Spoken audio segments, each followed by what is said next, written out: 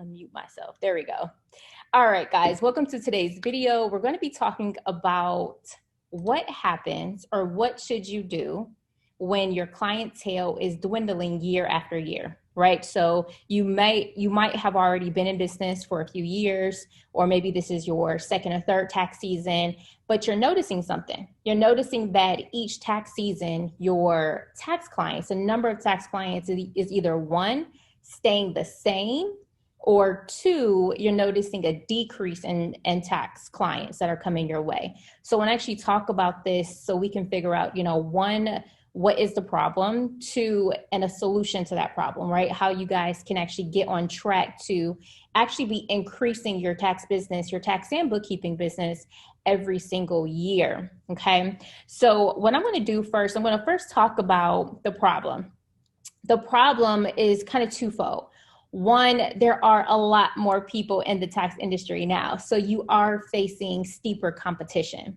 Okay. And with steeper competition, your clients, they now have options. They now have, Sally and Joe and John and everybody is doing taxes. So not only are you kind of competing with, the mom and pop tax professional, that's doing taxes from their home.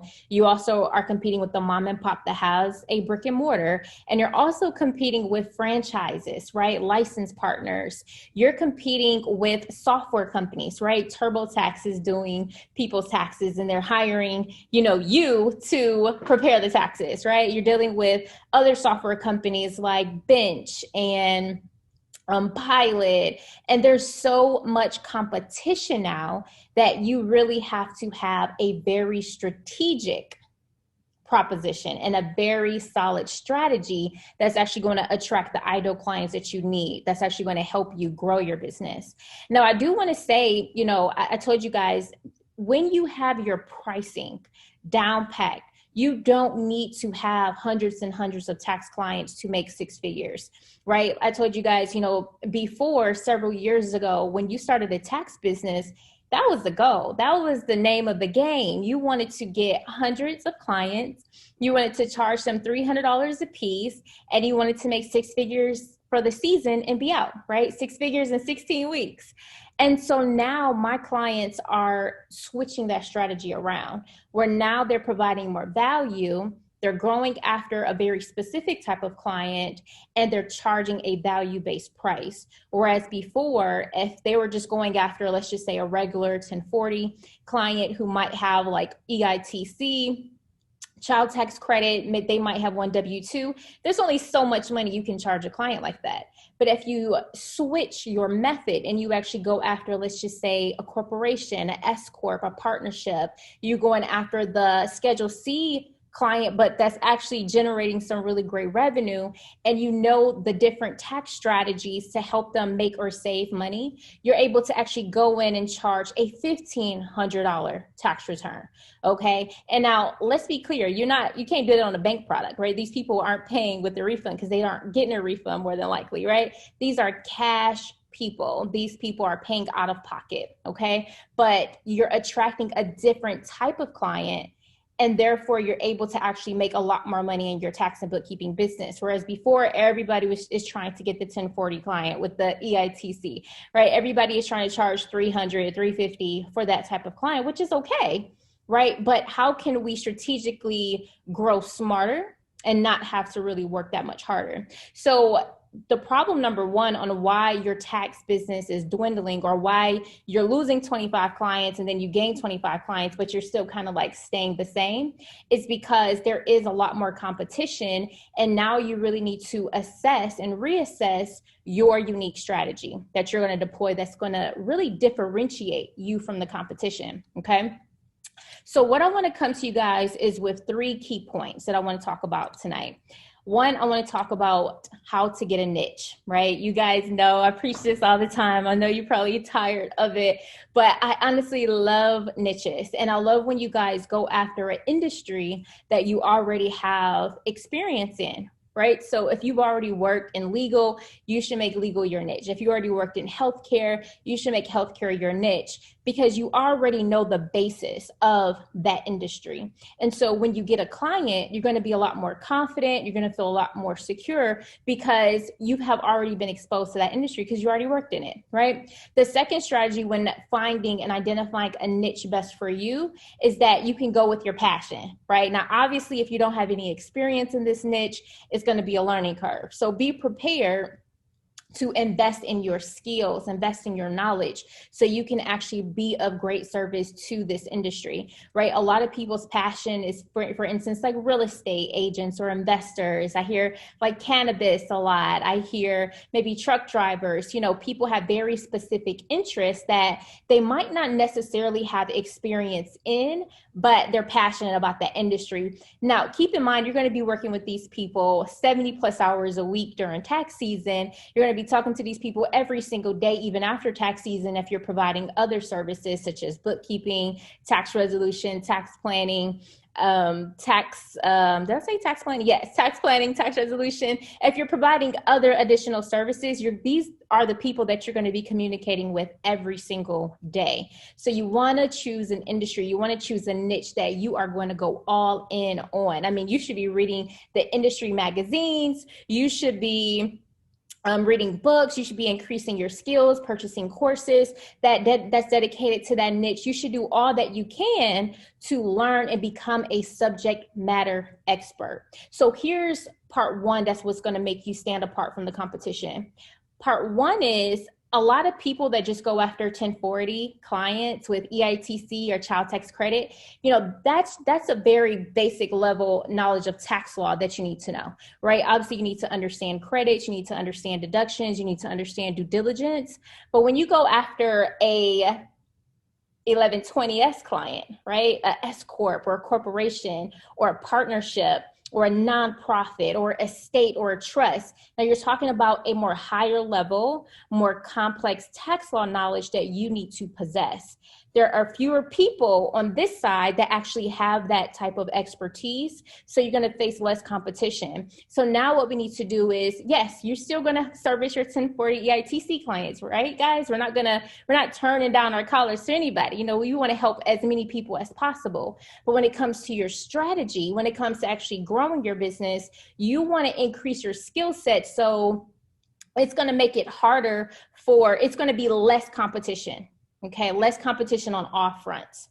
Okay, so that's the very first thing. Really get clear on what industry you want to go in, what niche you want to be dedicated to, and go all in on this niche, geek out on this niche, right? And become a subject matter expert, tax and accounting professional. Okay, now step number two, I mixed step 1 and 2 together. So step 1 was get a niche. Step 2 was geek out on that niche. And step 3, final point, is start aggressively marketing, right? So you guys have, like I said just a moment ago, you're going to help as many people as possible.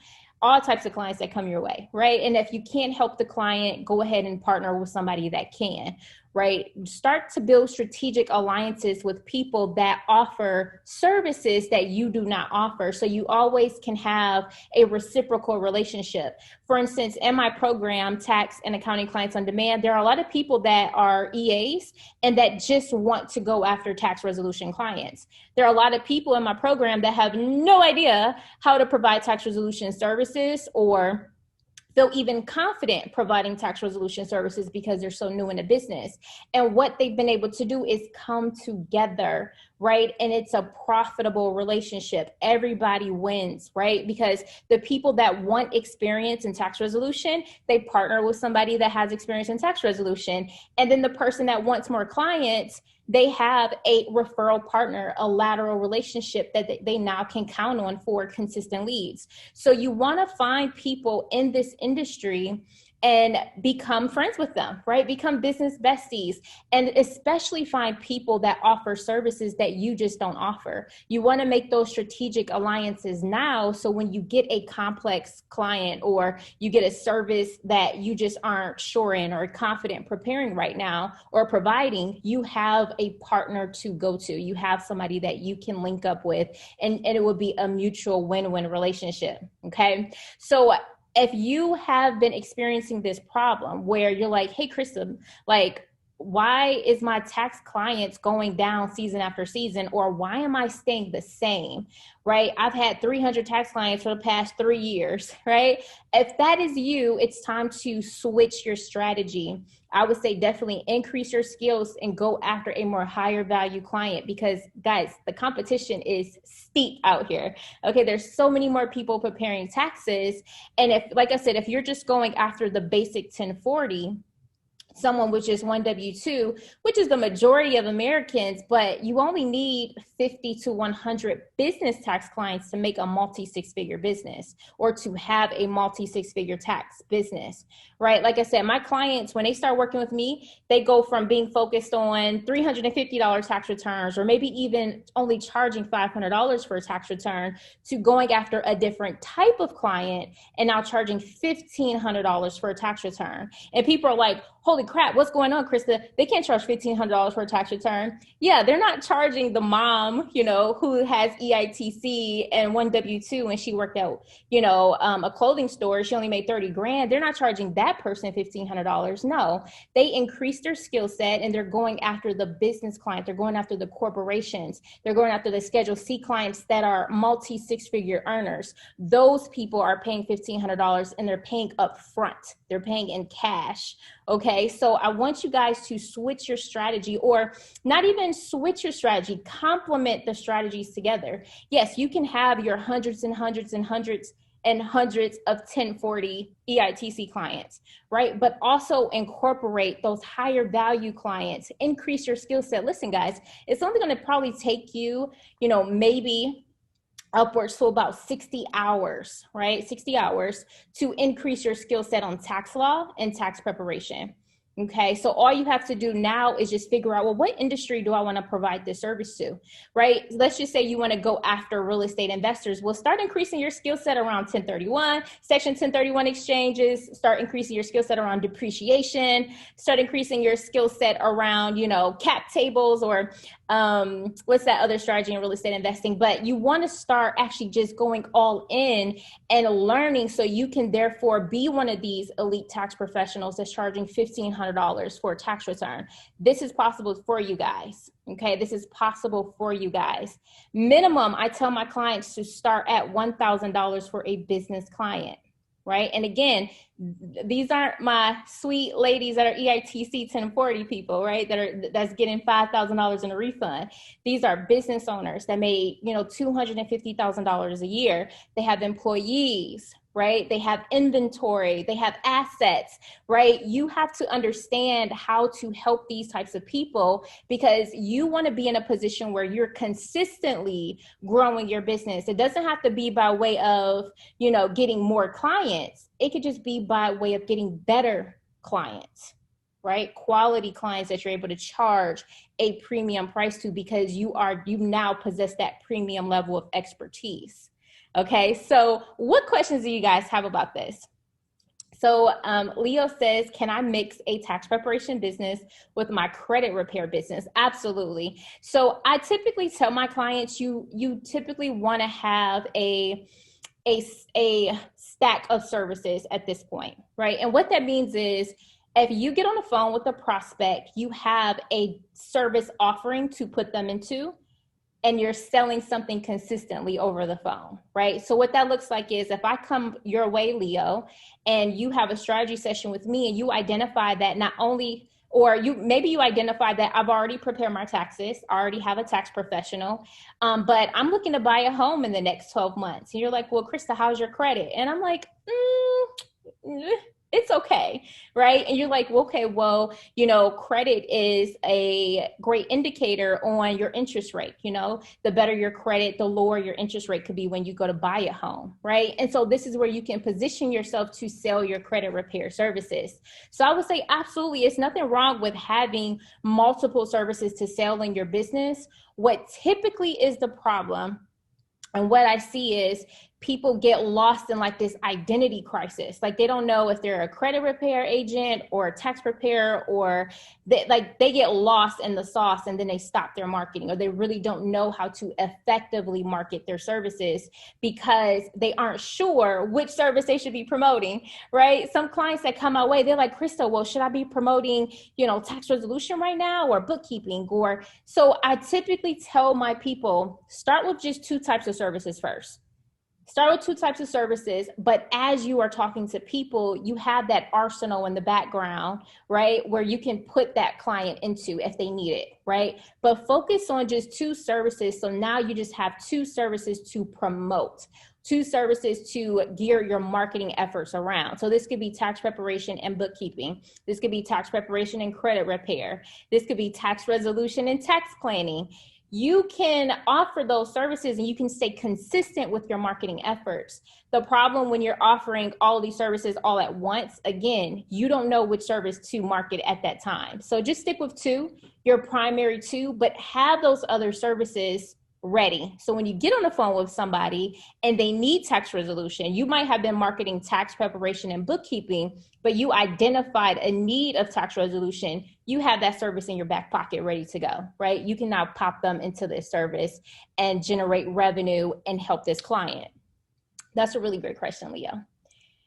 Hi, Krista, when we buy your program, do you get lifetime access or just a 1-year access? So right now you get 1-year access to the program. Yep. And we just actually updated the price. I know I've been telling you guys probably for a year that the price is going up. The price literally just went up recently. So the program is not $997 anymore. It's actually $1997 because it comes with coaching with me every single week. So you get access to coaching for 1 year. You get access to the entire platform for 1 year.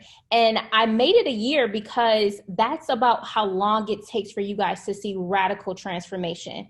Because what typically happens is when you're learning a new strategy and maybe you're starting this business, it takes a few months to kind of get a hold of everything, to kind of like absorb everything. So plan for a couple of months to just start, just getting out there, putting yourself out there, doing the marketing. If you're new to taxes and bookkeeping, you want to give yourself a month or 2 to just be confident, right? A lot of my clients that are starting from scratch, where they have absolutely no experience, they typically take a little longer to get clients, obviously, because they have to now spend that first month or 2 learning, right? Increasing their skill set and being confident so that they can go out and provide tax preparation, bookkeeping, or any other types of services. So I typically see what's been happening is if they already have experience, they can get their client normally in the first 30 to 45 days, right? If they already knew bookkeeping, they already was a CPA or an EA, those people typically get results pretty fast because they already have the confidence